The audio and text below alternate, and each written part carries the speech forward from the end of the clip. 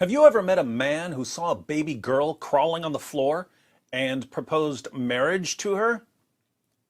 Neither have I. Apparently, this is something that men just don't do. Now, imagine someone who's a religious authority proposing marriage to a baby. Imagine your pastor or priest or rabbi or imam seeing your 6-month-old daughter and saying, "I can't wait to marry her." Would you continue going to that church or synagogue or mosque?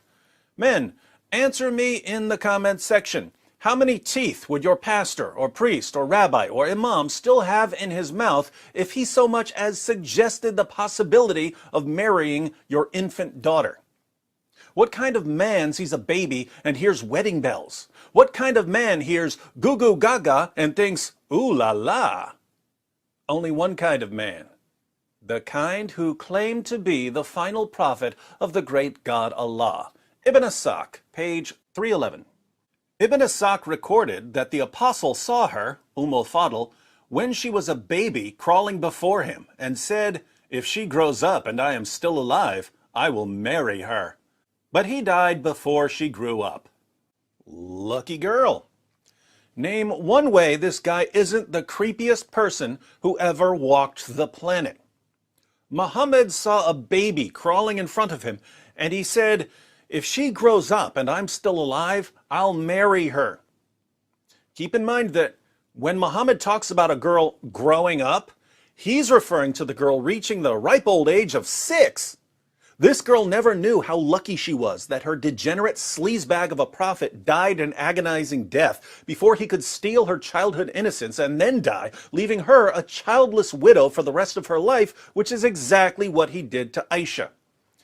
Notice the name in parentheses, Ummu'l-Fadl. That was added by the translator Alfred Guillaume, and it's apparently a mistake on his part.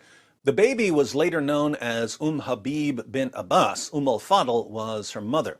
We know this because the same story occurs in Musnad Ahmed, and the baby is clearly identified as Habib. In the history of At-Tabari, Habib, the baby, is on the list of people to whom Muhammad proposed marriage but never married. What are our Muslim friends going to say about this? Well, it was a different culture. Back then it was perfectly normal to propose marriage to a baby. And perhaps Muhammad saw her and knew that she had a great memory, and so he wanted to marry her so that she could preserve stories about him and be a blessing to the Muslim community. Blah, blah, blah, blah, blah, blah, blah. It doesn't matter what Muhammad did. It doesn't matter how horrifyingly disgusting his actions were. Modern Muslims will explain it away by inventing some important reason Muhammad had for doing the horrifyingly disgusting things he constantly did. My Muslim friends, if your prophet were wonderful in all respects, but did one really creepy thing, I can see why you might give him the benefit of the doubt. But when all he ever did was creepy, perverted, violent things, I have to ask, what does a guy have to do to convince you to stop calling him the greatest man who ever lived? Your prophet, whom you regard as the greatest man who ever lived, proposed marriage to a baby and had sex with a 9-year-old girl and took the wife of his own adopted son and broke an oath he made to his wives that he would stop having sex with his slave girls. and beat his wives, and allowed his followers to hire prostitutes, and beheaded hundreds of Jews, and tortured a man for money, and ordered his followers to execute anyone who leaves his religion, and tried repeatedly to commit suicide, and admittedly delivered revelations from the devil, and walked around covered in semen, and put his male followers on a strict schedule of shaving their pubic hair, and kissed a pagan rock, and bought, owned, sold, and traded black African slaves. And you call this guy the greatest man who ever lived?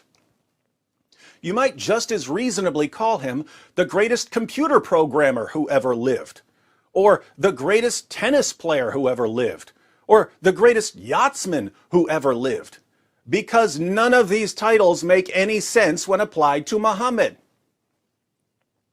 If you wanted to call him the greatest sexual deviant of all time, or the greatest religious deceiver of all time, or the greatest destroyer of humanity of all time, you could make a pretty good case for your prophet in those areas. But don't call him the greatest man who ever lived, because that's an insult to every other man who's ever lived.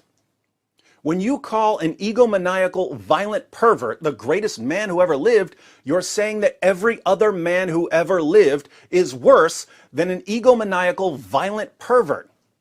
And when you insult all men like that for the sake of the egomaniacal, violent pervert you call your prophet, you're inviting a response from the greatest false prophet mocker of all time.